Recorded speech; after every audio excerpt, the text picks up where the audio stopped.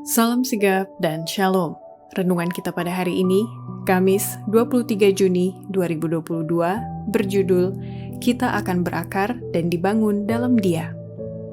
Ayat intinya terdapat di dalam Kolose 2 ayat 6 dan 7. Kamu telah menerima Kristus Yesus, Tuhan kita.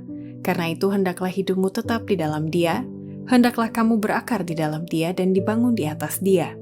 Hendaklah kamu bertambah teguh dalam iman yang telah diajarkan kepadamu, dan hendaklah hatimu melimpah dengan syukur. Pena Inspirasi menuliskan yang dimaksud dengan judul renungan kita pagi ini, kita akan berakar dan dibangun dalam Dia, sebagai petunjuk bagi kita agar mengalami kasih Allah yang tiada bandingnya itu, dikarenakan yang lama sudah berlalu, dan supaya kita dengan penuh keberanian datang menghampiri tahta kasih karunia Allah adalah sebagai berikut. Pertama, seseorang bisa bersaksi dan berkata dari pengalamannya, kita akan berakar dan dibangun dalam Dia, bila mana pikirannya sudah dipenuhi oleh prinsip-prinsip Alkitab sampai berakar jauh di dalam jiwanya.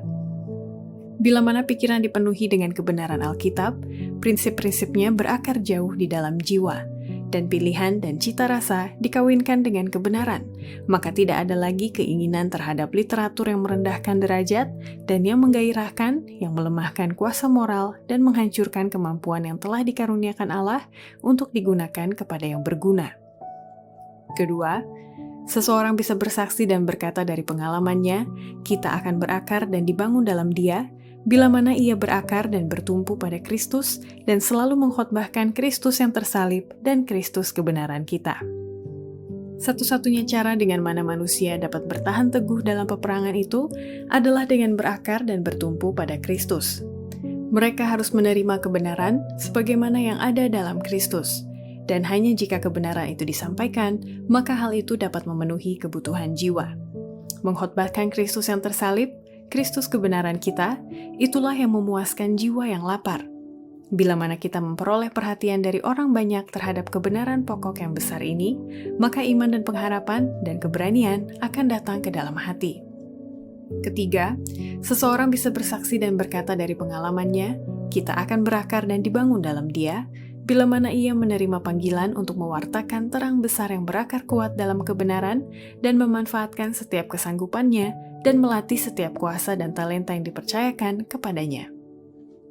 Sekarang Allah memanggil umat-Nya yang memiliki terang besar dan berakar kuat dalam kebenaran, yang menerima banyak pekerjaan untuk dikerjakan bagi orang lain dan bagi mereka sendiri, seperti yang belum pernah dilakukan sebelumnya. Manfaatkanlah setiap kesanggupan, latihlah setiap kuasa, setiap talenta yang dipercayakan.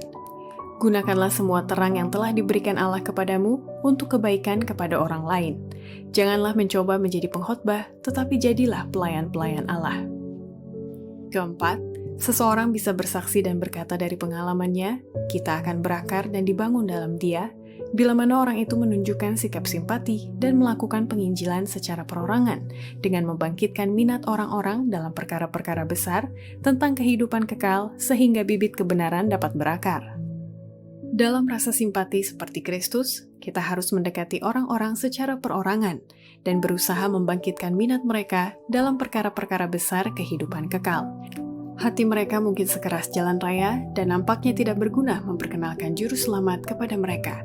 Tetapi kalau logika gagal menggerakkan, tidak berdaya meyakinkan satu argumentasi, kasih Kristus yang dinyatakan dalam upaya perorangan akan melunakkan hati batu itu, agar bibit kebenaran dapat berakar.